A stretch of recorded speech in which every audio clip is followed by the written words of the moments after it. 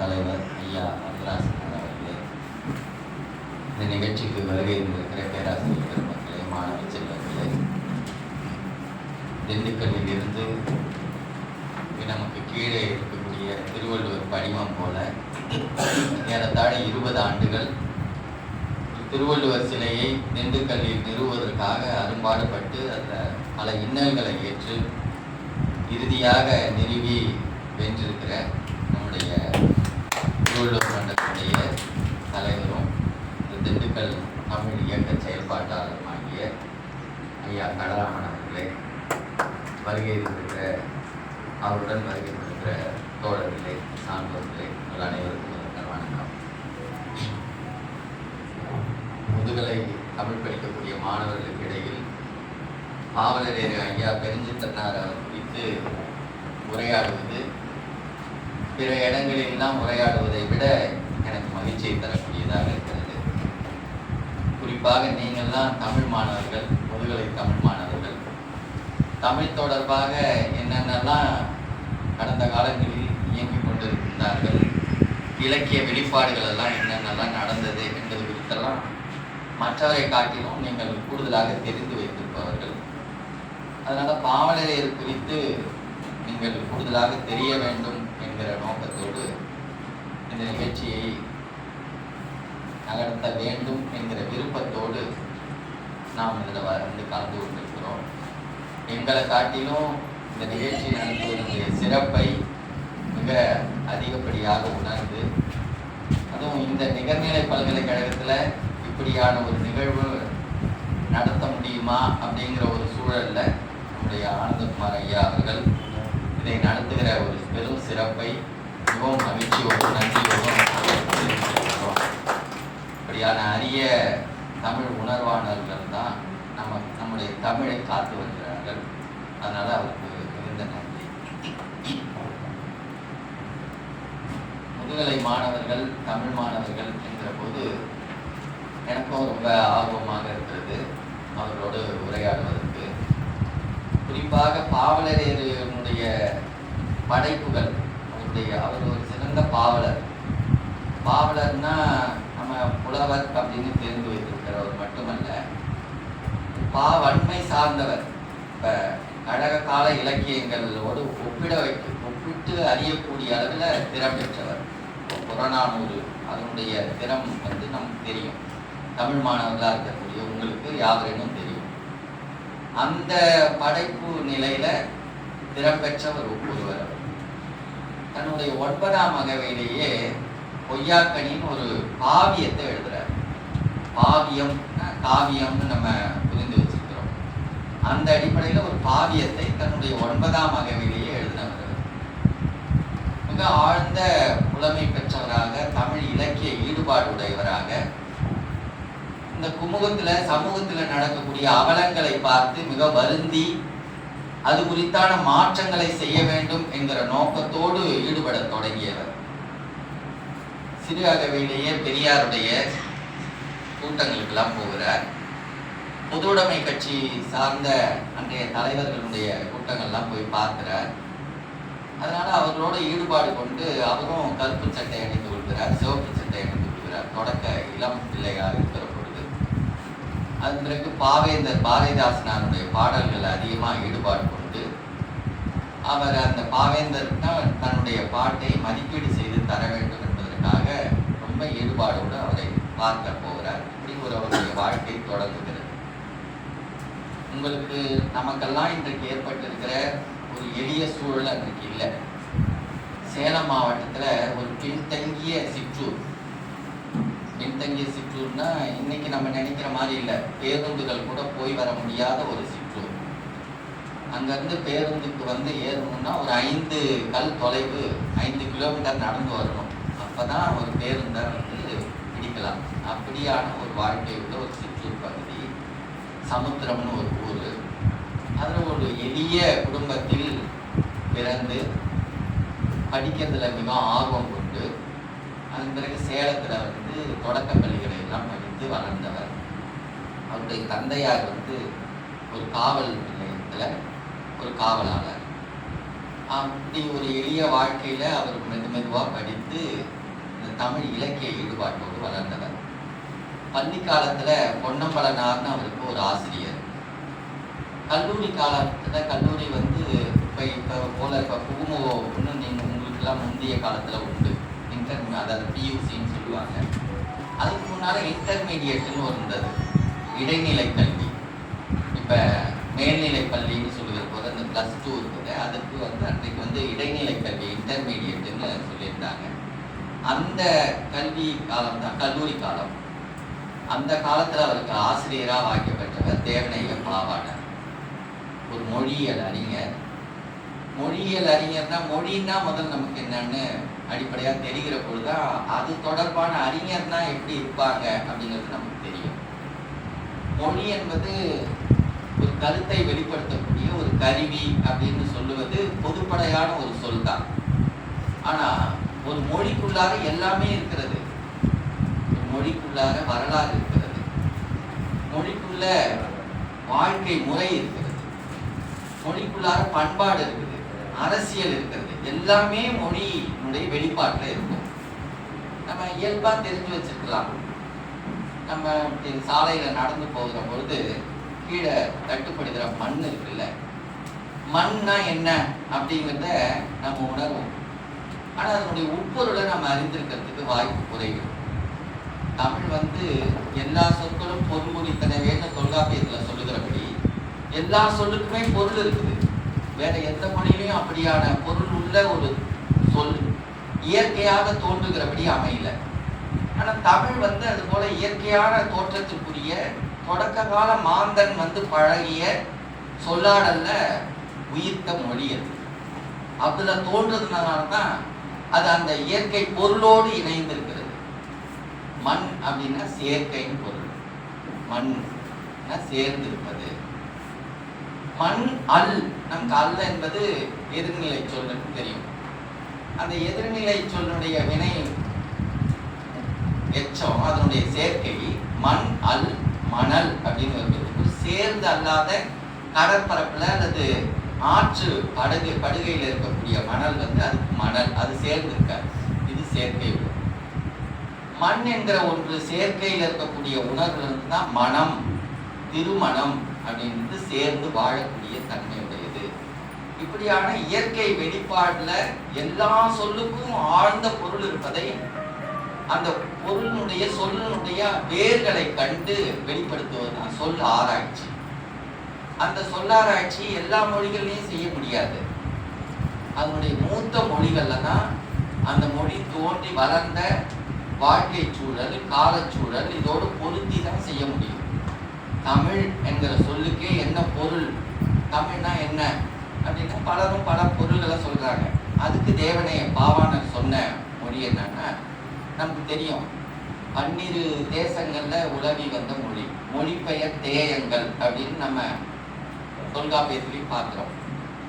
நம்முடைய மொழி பெயர்ந்து போய் வாழக்கூடிய பகுதிகளில் போய் அது இன்னொரு மொழியினுடைய திரிபா மாறி வளர்ந்தது தான் இன்றைக்கு தெலுங்கு, கன்னடமும், மலையாளமும். நம்முடைய நீர் தான் அவங்கள்ட்ட நீலுங்கிறாங்க, நீருங்கிறாங்க அப்படின்னு திரிஞ்சு போய் வழங்கக்கூடிய தன்மையுடையது. அப்படி வழங்குகிற மொழியினுடைய திரிவு 12 மொழி தேசங்களாக பழந்தமிழ் தேசம் இருந்ததாக நம்ம பார்க்கிறோம்.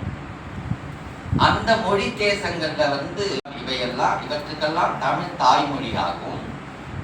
சமஸ்கிருதம் என்று சொல்லக்கூடிய வடமொழிக்கு மூல மொழியாகவும் இருந்ததுன்னு வெளிப்படுத்தி காட்டினவர் பாவாணர்.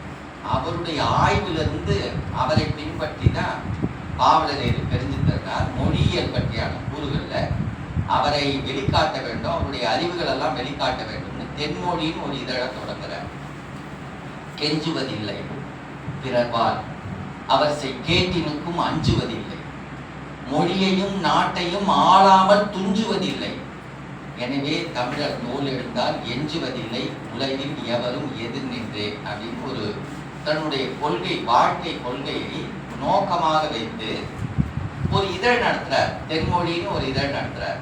எத்தனை அகவையிலன்னா 26 அகவையில, 26 அகவையில தென்மொழின்னு ஒரு இதழை பாவலரேறு பெருஞ்சித்தனார் அவரும் அஞ்சல் துறையில பணியாற்றினவர். அஞ்சல் துறையில பணியாற்றிக்கிட்டே அவருடைய இயற்பெயர் வந்து மாணிக்கம், துரை மாணிக்கம். அவங்க அப்பா பேர் வந்து துரைசாமி. அந்த துரைசாமி என்கிறதுனால துரை என்பதை முன்னெடுத்தார். நம்ம பெரும்பாலும் இன்றைக்கு வந்து தமிழ் மாணவர்கள் கூட தங்களுடைய முன்னெழுத்த தமிழ்ல போடுறதில்லை. இனிஷியல்னு சொல்றோம்ல, எல்லாமே வேற உலகத்திலேயே நடக்காத ஒரு பெரும் அடிமை உணர்வு நம்ம தமிழர்கிட்ட தான் உண்டு. தமிழ்ல பேர் வச்சுக்க மாட்டோம். உலகத்துல வேற எந்த மொழிக்காரனும் அப்படி இல்லை.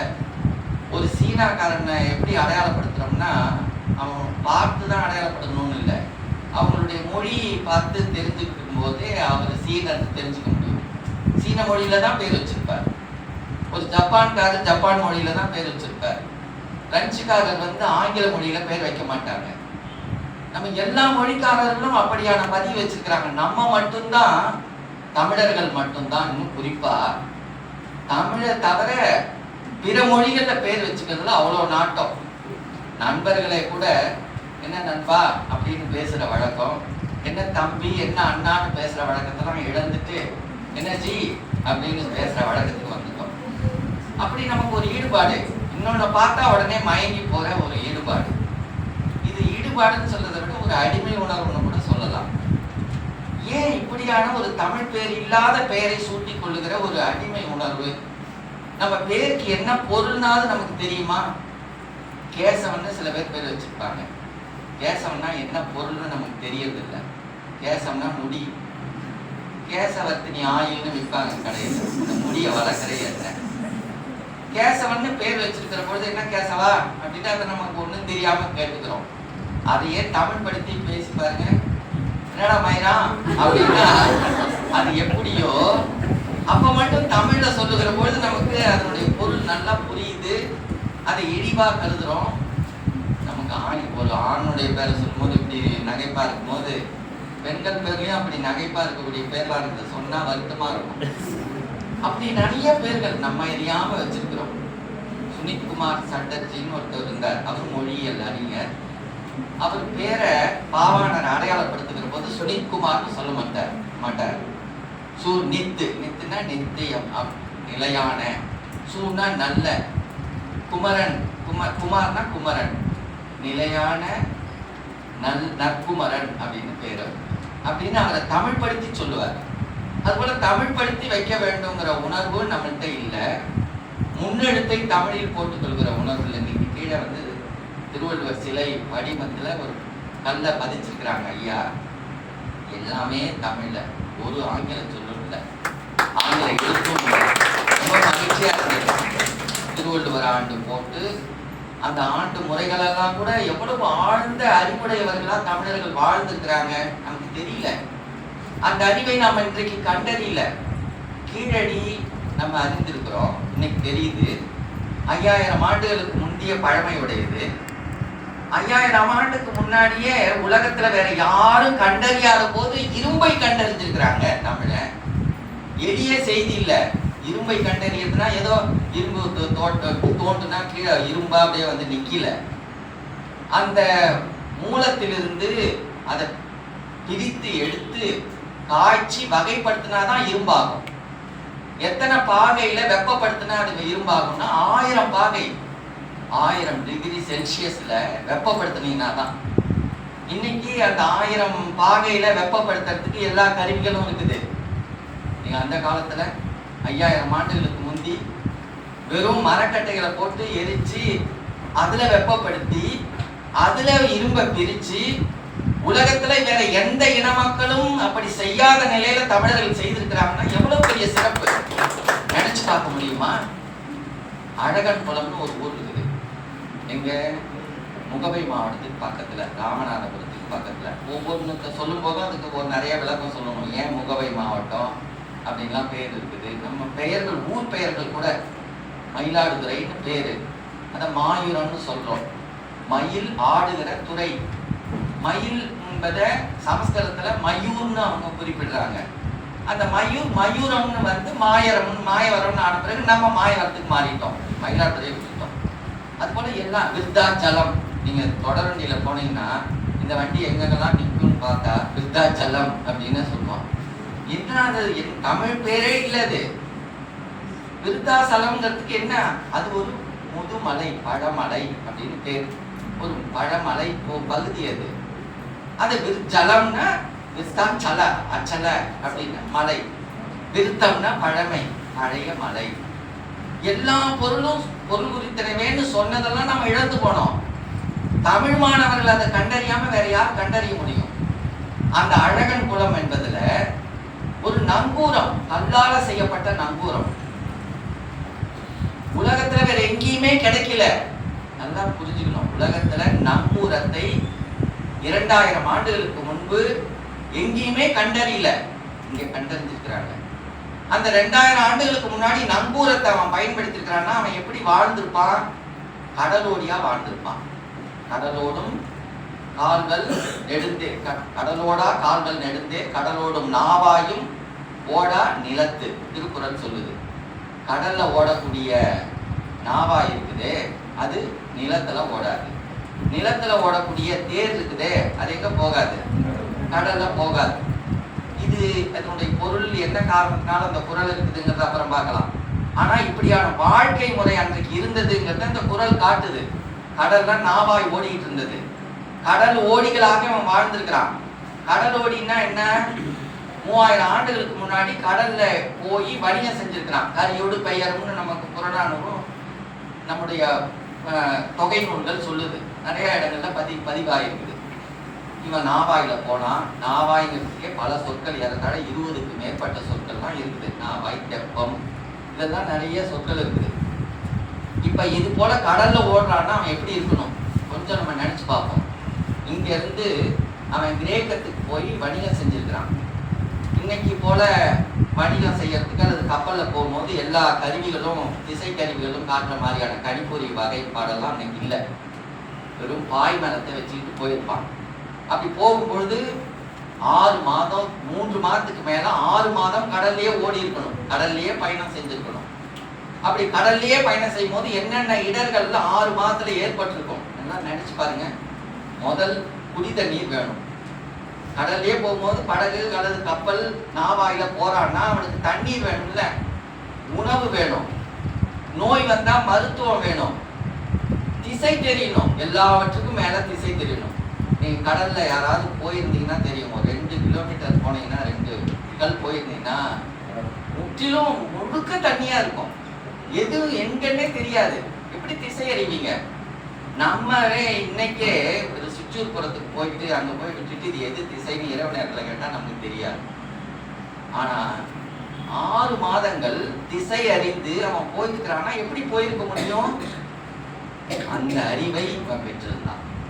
அதுக்கு ஒரே வழிகாட்டி விண்மீன்கள் தான். அந்த விண்மீன்களை கண்டறிஞ்சிருக்கிறான். 3000 ஆண்டுகளுக்கு முன்னாடி விண்மீன் பெயர்கள் நம்மளுடைய இலக்கியங்கள்ல பதிவாயிருக்குது. கிழமை பெயர்கள்.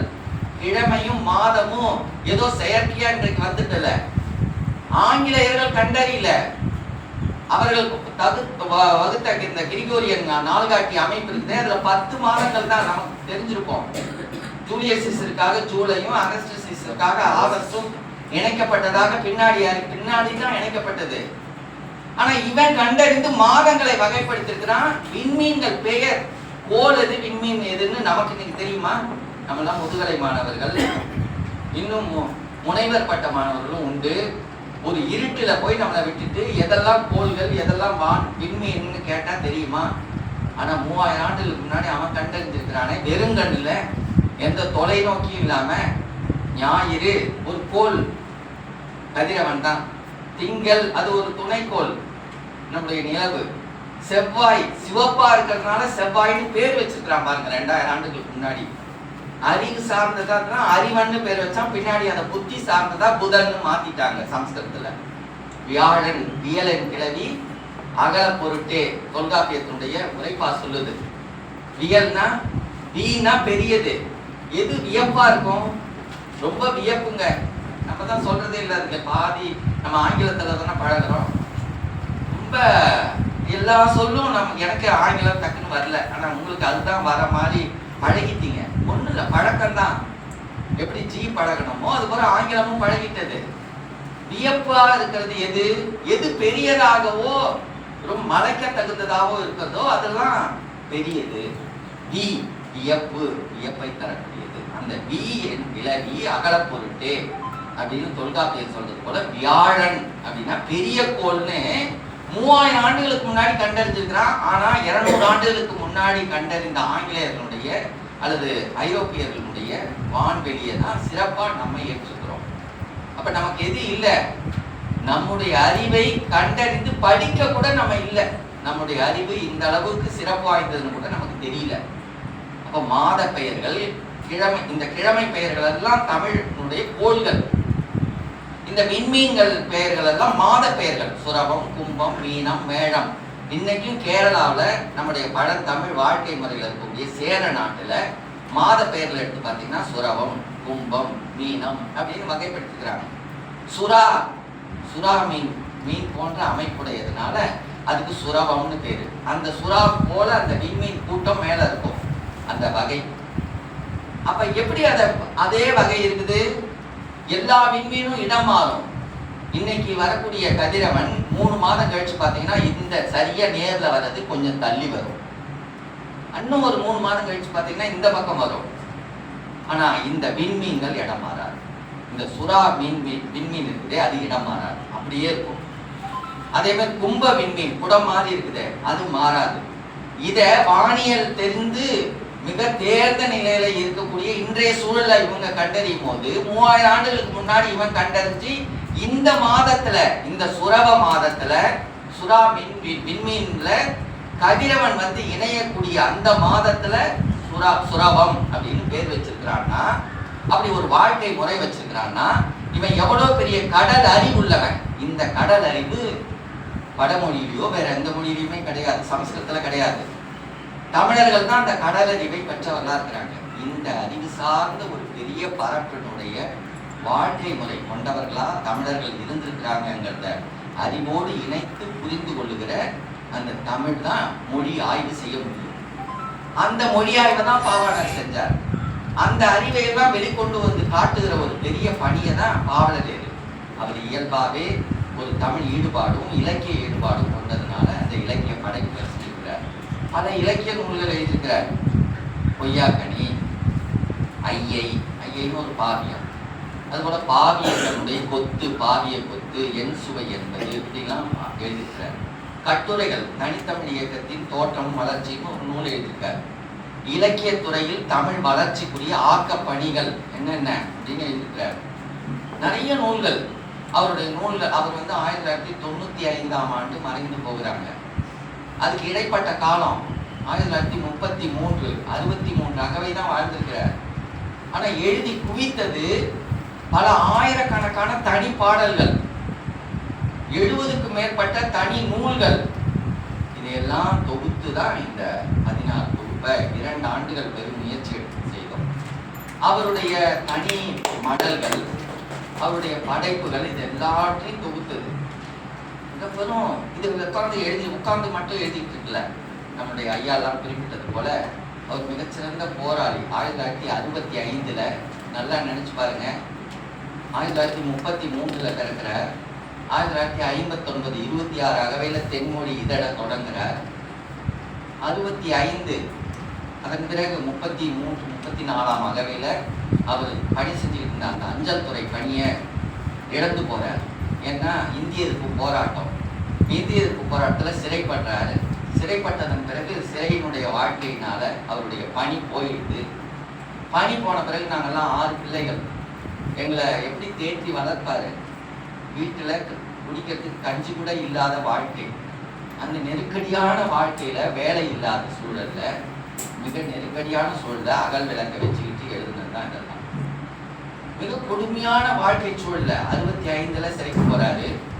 தமிழ்நாடு உரிமை பெற வேண்டும், தமிழ் மொழி, இனம், நாடு 3 அடிப்படை கோள்கள் குறிக்கோளா வச்சிருக்கிறார். அதான் ஏற்கனவே சொன்னது போல அவருக்கு 3 அடிப்படை குறிக்கோள்கள் இருக்குது. எண்ணினம், என் மொழி, என் நாடு நலிகையில் எதனையும் பெரிதென எண்ண மாட்டேன், வேறு எவரையும் புகழ்ந்துரை சொல்ல மாட்டேன். யாருக்காகவும் அவர் யாரிடமும் போய் அண்டி வாழ்ந்தவர் இல்லை. இப்ப நினைக்கிற போது நமக்கு இப்படி இருக்குதுங்க, எங்களுக்கு ஏதாவது உதவி செய்யுங்க அப்படின்னு போய் கேட்டவர் இல்லை. அவருடைய இயற்பெயர் துரைமாணிக்கம்னு சொன்னேன். பெருஞ்சித்தனார் அப்படின்னு ஏன் பேர் வச்சுக்கிட்டாருனாலே அதுலேயே அவருடைய பொருள் இருக்கு.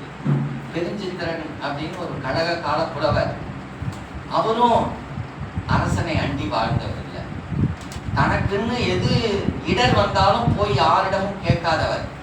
ஒரு முறை அரசனே அழைத்து அவருக்கு நல்கை கொடுக்குறான். அதையும் வாங்கி தன் ஈடுபாட்டுடைய அதே புலவர்களுக்கெல்லாம் பிரித்து கொடுத்து வாழ்ந்தவர். அந்த விருப்பத்தினால அவருடைய பெயரை சொல்லிட்டார். அவருடைய வாழ்க்கையினுடைய தன்மையில அறம் அப்படின்னு சொன்னாங்களே ஐயா, அந்த அறம்னா என்ன நமக்கு தெரியல. அறம் செய்ய விரும்பு அப்படின்னா எல்லாத்துக்கும் கொடு அப்படின்னு நம்ம நினைச்சிருக்கோம். ஏன்னா நம்ம கல்வி முறை அவ்வளவுதான் நமக்கு சொல்லுது. அறம் செய்ய விரும்பு, ஆர்வது சினம்னா அறம் செய்ய விரும்புனா எல்லாத்துக்கும் குடு. குடு என்பது இல்லை அறம். அறத்தாறு இதுவென வேண்டா சிவிகை பொறுத்தான் ஊர்ந்தான் இடை திருக்குறள் சொல்லுது. 36 இடங்கள்ல அறம்னா என்னன்னு விளக்குறாரு. ஒரு 2 இடம் உங்களுடைய புரிதலுக்காக நான் சொல்லியாகணும். அறத்தாறு இதுவென வேண்டாம். அறம்னா இதுவென்று கருதி கொள்ள வேண்டாம். எது என்று கருதி கொள்ள வேண்டாம்? இதுவென கருதி கொள்ள வேண்டாம். அறத்தாறு இதுவென வேண்டாம். சிவிகை, சிவிகைன்னா பல்லக்கு. இந்த பல்லக்குல உள்ள ஒருத்தன் உட்கார்ந்துட்டு போறான்ல, 4 பேர் அதை தூக்கிட்டு போவாங்க. இந்த 2 பேருக்கும் இடைப்பட்ட நிலை இருக்குதே, இது அறமில்லை. இது அறமில்லைன்னு அவர் மறுக்கிறார். உட்கார்ந்து போகிறவனுக்கு நீ இந்த பல்லக்குல உட்கார்ந்துதான் போகணுங்கிறது அவனுக்கு விதிக்கப்பட்டதானது இல்ல. இவன் தூக்கிட்டு போறவனே கிடையாது. நீ இப்படியான வாழ்க்கை முறை இருக்குதே, இது அறமில்லைன்னு அவர் கண்டிக்கிறார். முகத்தான் அமர்ந்து இனிது நோக்கி அகத்தானாம் இன்சொலினதே அறம். இன்னொரு இடத்துல முகத்தான் அமர்ந்து, முகத்தான் அமர்ந்துனா என்ன? முகத்துக்கு முகம் உட்கார வைத்து, முகத்தான் அமர்ந்து இனிது நோக்கி, இனிமையாக பார்த்து இனிது நோக்கி, அகத்தானாம் உள்ளத்திலிருந்து, அகத்தானாம் இன்சொலினதே இனிமையாக பேசுவதுதான் அறம். இதுல என்ன அறம் இருக்குதுங்க? முகத்துக்கு முகம் ஒருத்தவங்களை உட்கார வச்சுக்கிட்டு இனிமையா பார்த்து அகத்துல இருந்து இனிமையா பேசுறதுதான் அறம்னு ஒருத்தர் சொல்றாரு. இதுல என்ன அறம்? இதுல என்ன அறம் இருக்கு? ஆனா இதுல அறம் இருக்கு. அது என்னன்னு நம்முடைய வாழ்வியலோடு இணைத்து பார்க்கிற பொழுதுதான் தெரியும். நம்ம இணைத்து பார்க்கறது இல்லை. நம்ம அரசியலை இணைத்து பார்க்கறது இல்லை. ஒவ்வொரு சொல்லும் பொருள் குறித்தன வேணா எந்த பொருளை? சமூக பொருளை, வாழ்க்கை பொருளை, அரசியல் பொருளை சொல்லுகிறது. சங்கராச்சாரின்னு கேள்விப்பட்டிருப்பீங்க.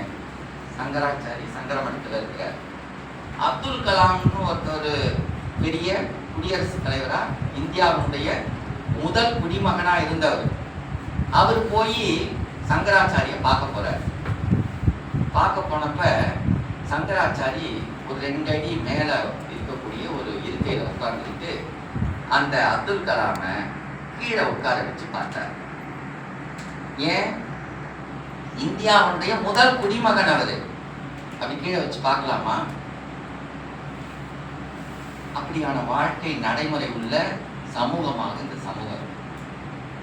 ஏற்றத்தாழ்வான நடைமுறை. ஒருவன் மேலானவன், ஒருத்தவன் கீழே, ஒருத்தவன் பிறப்பால் உயர்ந்தவன், பிறப்பால் தாழ்ந்தவன் என்று வேறுபடுத்துகிற கால வாழ்க்கை சூழலை தான் பிறப்புக்கும் எல்லா உயிருக்கும்னு சொல்ல வேண்டிய தேவை திருவள்ளுவருக்கு ஏற்பட்டது. அந்த சூழலை தான் முகத்தான் அமர்ந்துங்கிறார். நீ ஒருத்தவனை கீழே உட்கார வச்சுக்கிட்டு பேசாத, நிக்க வச்சுக்கிட்டு பேசாத. அவனும் மனிதன். உனக்கு முதல் ஒருத்தவனை வந்து சந்திக்கிறான்னா முதல்ல முகத்துக்கு முகம் உட்கார வையா. அப்பதான் அதுல சமன்மை இருக்குது. முகத்தான் அமர்ந்து ஒரு ஏளனமா பார்க்காத.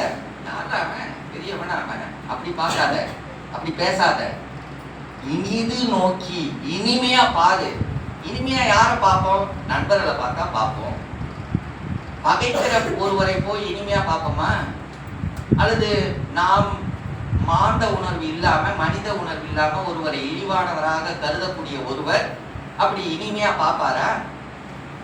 அவர் சொல்லித்தரார். இனிமையா பாரியா, இனிமையா பேசு. ஒரு வன்மமா பேசாத, அதிகார துணியில பேசாத, ஏளனமா பேசாத, இனிமையா பேசு. ஒரு குரல் எவ்வளவு சொல்லுது பாருங்க. எவ்வளவு அரசியலை சொல்லுது, எவ்வளவு சமூகவியலை சொல்லுது. இதுதான் கல்வி, இதுதான் அறம்ங்கிறார்.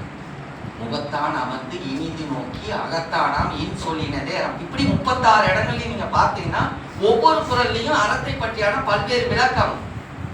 அவன் அறம்னா தர்மம் செய்வதுதான் அறமா? தர்மம் வேறு, அறம் வேறு. தர்மம் வேறு. தருமம் என்பதுதான் கொடை, தர்மம் என்பது கொடை இல்லை, வர்ணாசிரம தர்மம். பிறப்பால் ஏற்றத்தாழ்வை கற்பித்த ஒரு வாழ்க்கை முறையாக சொல்லப்பட்ட பார்ப்பனர்கள் அல்லது ஆரியர்கள் வகுத்த அந்த வகைப்பாடு தான் வர்ணாசிரம தர்மம். அந்த தர்மம் கிடையாது. அந்த தர்மத்தை இது போய் இணைக்கக்கூடாது. அது அறமற்றது, அது தர்மம் என்பதை, அந்த தர்மம்னா அதுதான் தர்மம், இது அறம். அறம்னா என்ன? பொதுவா சமன்மை. உட்கார்ந்து போவது, உள்ளுக்குள்ளார ஒருத்தன் உட்கார்ந்து போறது, 4 பேர் தூக்குவது அறம் இல்லை. எல்லாரும் உட்கார்ந்து போவது, எல்லாரும் நடப்பது, எல்லாரும் ஒரு இடமாக சமன்மையாக கருதப்படுவது, அதுதான் அறம்ங்கிறார். எல்லா இடத்துலையும், ஒவ்வொரு இடத்துலையும். இந்த திருக்குறளை இந்த கண்ணோட்டத்துல எத்தனை பேர் திருக்குறளுக்கு இது வரைக்கும் உரை எழுதியிருப்பாங்க? 1000 பேர் எழுதியிருக்கிறாங்க. திருவள்ளுவர் 2050 நாங்கள் ஒரு நூல் தொகுத்தோம், ஒரு பெரிய நூல், 1000 பக்கம் உள்ள நூல். அதுல தொடக்கத்துல எழுதியவர்கள் திருவள்ளுவர் ஆண்டு கிமு எத்தனைது? கிபி 2000. இது திருவள்ளுவர் ஆண்டு எத்தனை? தமிழ் மாணவர்கள் 57. திருவள்ளுவர் பிறந்து 2000 ஆண்டு ஆகிவிட்டது. இருக்கும் நிலையில் இனி உயர்ந்தனையா அப்படின்னு ஒரு பாடலே பாவலர் எழுதியிருப்பார். 2000 ஆண்டானது நம்ம இன்னும் நம்மளுடைய நிலையிலிருந்து மாறல. 2056 ஆண்டுக்கு முன்பு பிறந்ததாக சொல்லி மரபினடிகள் உள்ளிட்டு ஏறத்தாழ 50க்கு மேற்பட்ட அறிஞர்கள் 1935 கூடி முடிவெடுத்து இதை வெளிப்படுத்தினாங்க, பல ஆய்வுகள் செய்து.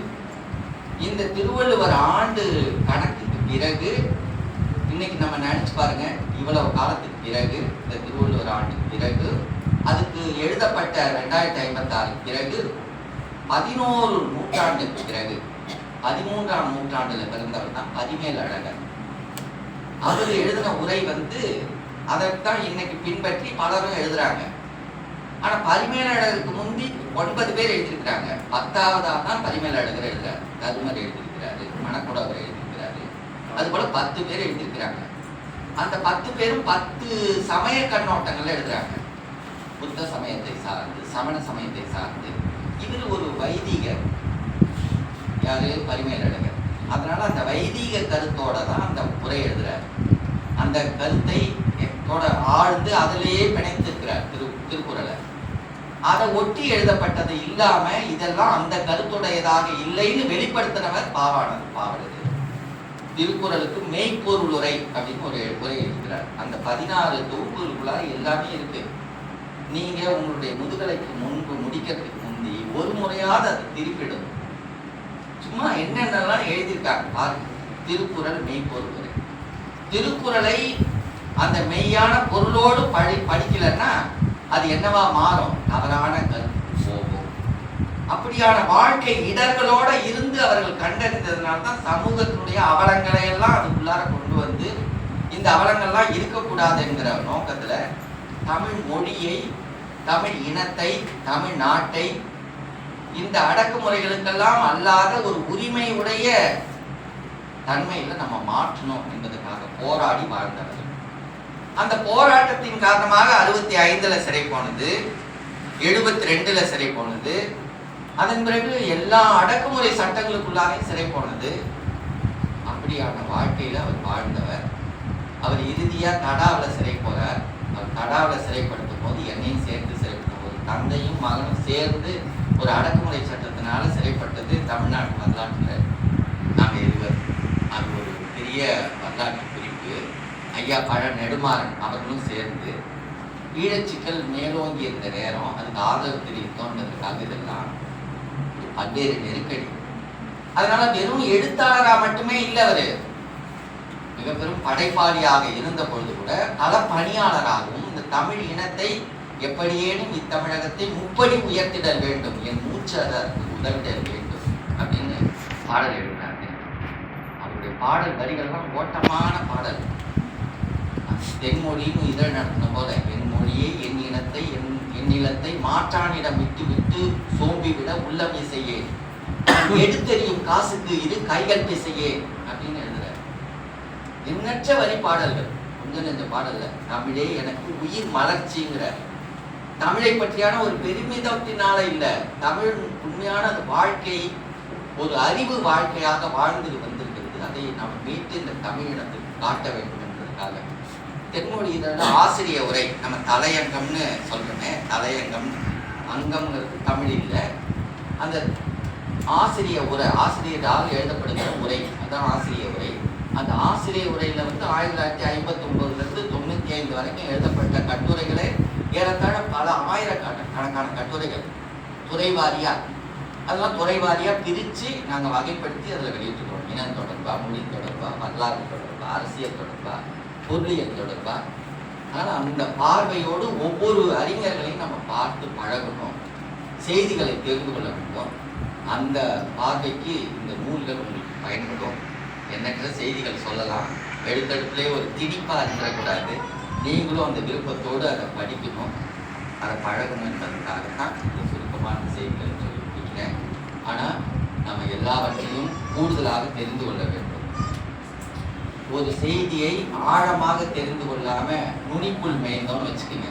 ஒரு சின்ன செய்தியை மட்டும் நான் சொல்லி நிறைவு செய்கிறேன். நம்ம சமூகங்கள் தான் நம் சமூகத்தை பற்றியான அக்கறை குறைந்த சமூகமாக இருக்கு. நான் யாரையும் புண்படுத்த வேண்டும் என்பதற்கோ யாரையும் சிறப்பாக சொல்லணுங்கிறதுக்காக சொல்லலை. ஒரு 5 வயது உடைய ஒரு பார்ப்பன சிறுவன் இருக்கிறான்னு வச்சுக்கோங்க. அந்த குறிப்பிட்ட சாதியை சொல்வதாக யாரும் குறைபாடாக என்ன வேண்டாம். அந்த 5 அகவையில் இருக்கக்கூடிய ஒரு பார்ப்பன பையனுக்கு ஒரு பூண் மாட்டிருப்பாங்க இல்லையா? அந்த பூணில் நீங்கள் அந்த 5 அகவை பார்ப்பனன் தானே, அது சின்ன பையன் தானே, அந்த பூணில் போய் எதுக்கடா அந்த பூணுன்னு அந்த கழட்டி பாருங்க, விடுவாடாம விடமாட்டான். அந்த 5 அகவைக்குள்ளார அந்த பூணூல் எதுக்காக தனக்கு போடுறாங்க, என்ன சிறப்புடையது என்கிற கருத்தை அந்த 5 அகவை குழந்தைக்கு ஊட்டியிருப்பாங்க. நம்ம பிள்ளைகளுக்கு அந்த 5 அகவை பிள்ளையோ, ஏன் வளர்ந்து விட்ட நம்ம இந்த சூழலையோ, திருவள்ளுவரையோ அல்லது பெரியாரையோ அல்லது பாவேந்தரையோ வேற யாரையோ நம்ம கொடுத்து அந்த படத்தை கொடுத்து அந்த படத்தை அந்த தம்பி பையனுக்கு முன்னாடி நம்ம பிரிச்சோன்னு வச்சுக்கோங்க, அவனுக்கு பொருட்டே இருக்காது.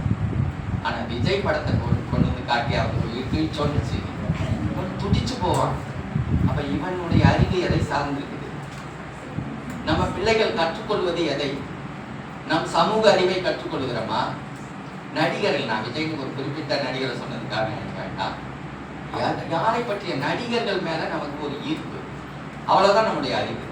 ஆனா அவனுடைய அறிவு அவ்வளவு இல்லை. அவன் சமூகத்தை படிக்கிறான், அதிகாரத்தை படிக்கிறான், ஆளுமை செய்வதை படிக்கிறான். நம்ம அடிமைத்தனத்தையே படிச்சுட்டு வரோம். அடிமையாகவே வாழ்ந்து பழக்கம். ஒட்டகம் அந்த முல்லை மெல்லுமான்னு சொல்லி கேள்விப்பட்டிருக்கீங்க. ஒட்டகம் முள் செடியை போய் வெள்ளு தின்னும். மெல்ல மெல்ல என்ன வரும்? அந்த முள் குத்தி குருதி வரும். அந்த குருதி சுவையை அது பார்க்கும், சுவைக்கும். ஓ, இந்த குருதி சுவை தான் அந்த முள்ளின் சுவை போல இருக்குதுன்னு நினைச்சிட்டு மீண்டும் மீண்டும் அந்த முல்லை மெல்லும் தின்னுமா. அந்த மாதிரியான அடிமை உணர்விலே பழக்கப்பட்டுக்கிட்டோம். நமக்கு அறிவு நாட்டம் குறைவு. அறிவு அற்றமறுக்கும் கருவி, செருவார்க்கும் உள்ளடிக்கு அழகாக அரண்னு சொல்றாரு திருவள்ளுவர். அறிவு தான் நம்மை கேட்கும், அறிவு தான் நம்மை அதிகாரப்படுத்தும். அறிவை இழந்து போனது இந்த சமூகம்.